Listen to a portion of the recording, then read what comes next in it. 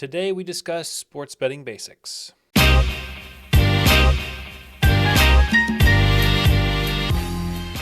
Welcome back to the Green Means Go channel. It's your host, me, and this video is going to be quick, sloppy, and unedited. That's right, I'm going to give you just a raw, uncut look at the sports betting basics. Today we're talking money line, point spreads, and totals. And a lot of you probably know what that is, but some of you may not. And so that is the purpose of this video today. Thanksgiving is right around the corner. If you don't want to talk politics, religion, or your dead-end job with your parents this coming Thanksgiving, you can talk sports betting, because I think that is becoming something in our culture that people are discussing more frequently and with more candor.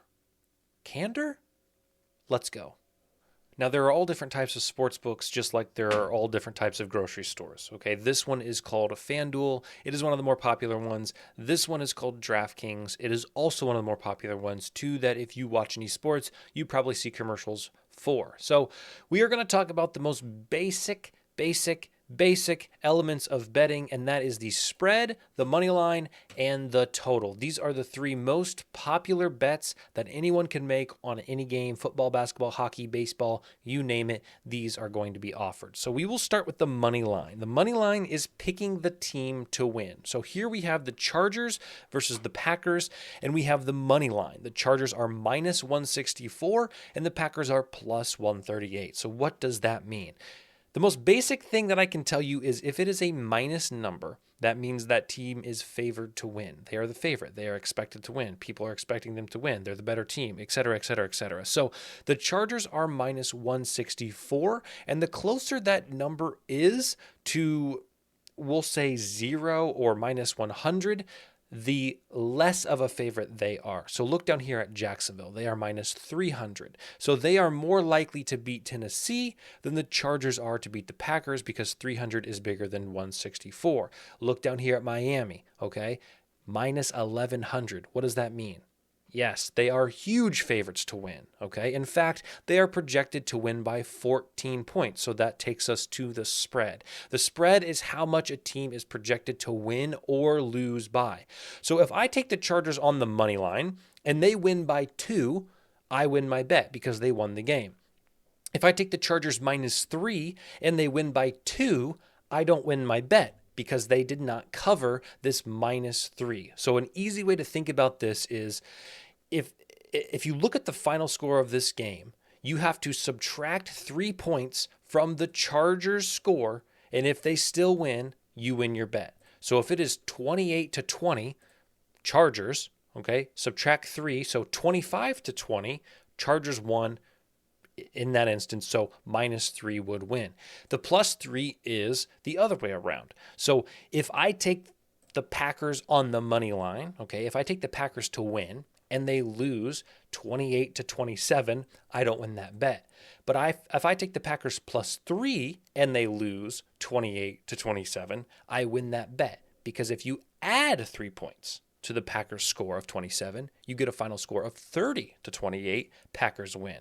So that is, sorry about that. So that is how the spread works. It is just simply a plus or minus system to these teams in terms of how much they are favored by. Now, how do these numbers get calculated? Okay, computers, all right? They look at data on historical matchups, on data on players, on everything, home field advantage.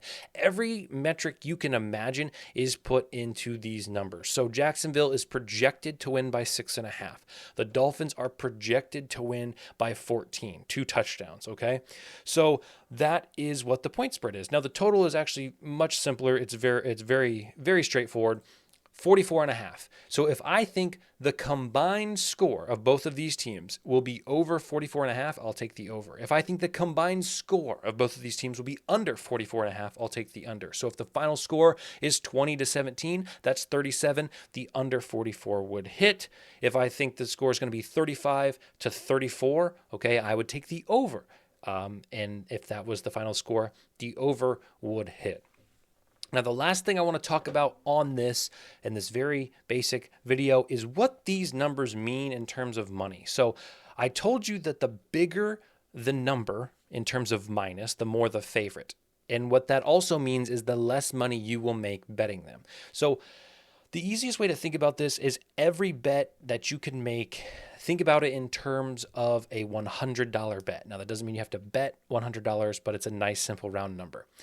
And we'll start with the plus. So if you want the underdog, and that's the team with the plus, and you put $100 on that number, on that money line, you will win the number that it says in addition to your wager. So that is super confusing. So let's say you like the Packers today and you put $100 on it.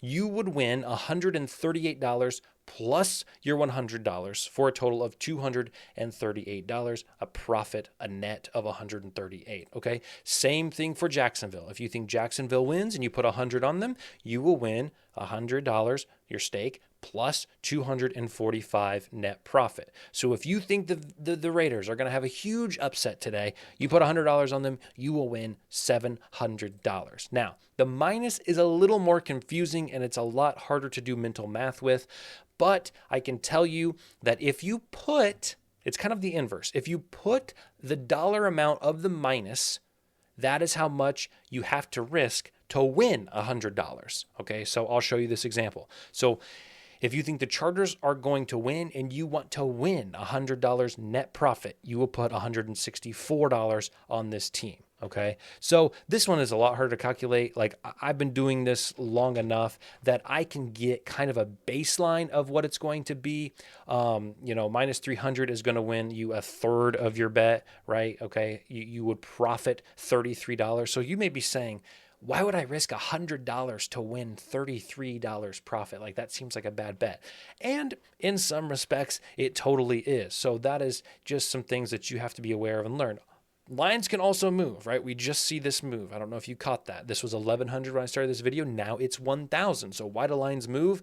Potentially more money was coming in on the Raiders, okay? I forget what this was at the beginning, 700. So people may have thought, wow, 100 to win $700 is good value. And so people are betting that 700. Now, the books want to balance themselves as much as possible. So if too much money is coming in on a team like the Raiders, okay, they are liable to pay out more than if the Dolphins win. Now, it's not always evenly balanced. Books don't always evenly balance, but if they see a lot of steam coming in on the Raiders plus 700, they're going to lower that line down because they may say, wow, that line is too generous. We're giving away too much money. So now if you bet 100 on the Raiders, you win $40 less than when I started this video. So that is something you also have to keep in mind.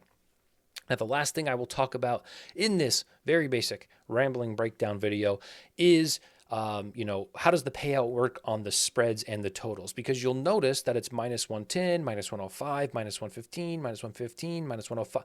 All of these are relatively the same, okay? And what this is, it's the same idea as the money line. You have to risk 110 to win $100. A $100 bet is going to pay out $90, okay? Think of this as a sportsbook tax. Every main line even money bet is going to be minus 110-ish, okay? So think about a coin flip. You flip a coin, it's going to land on heads or it's going to land on tails, and you have a 50-50 chance. Now, if I sat here with you and I said, give me $1, okay, and I'll give you $2 for every time it lands on heads, that is a very even, no one has an advantage in that, right? But if I said, you're going to flip this coin, you're going to give me $1 to flip this coin, and every time it lands on heads, I'm going to give you $1.91 back, okay? Now, I have the advantage in the long term. I have the percentage. So that is why the sports book does this. They have to make money. Now, they make money in a lot of ways, but that is one way, and the main way they make money through the juice or the vigorish is what that's called. So obviously minus 105 is a little better. If you bet $100 on that, you'll win 95 profit. If you bet $100 on this, you'll win 86 profit. So what this tells me is the book thinks it's more likely that it goes under 44.5 than it goes over 44.5. So that is how the juice works in this instance. Okay, I think we have covered the basics of sports betting, sports numbers, money lines, totals, and spreads. I know there's countless videos out there that tell you exactly this. So if you have any questions, I will be happy to discuss any of this in the comments. Go ahead and leave a comment, but I wanted to give a basic understanding of what the three most popular bets are all about.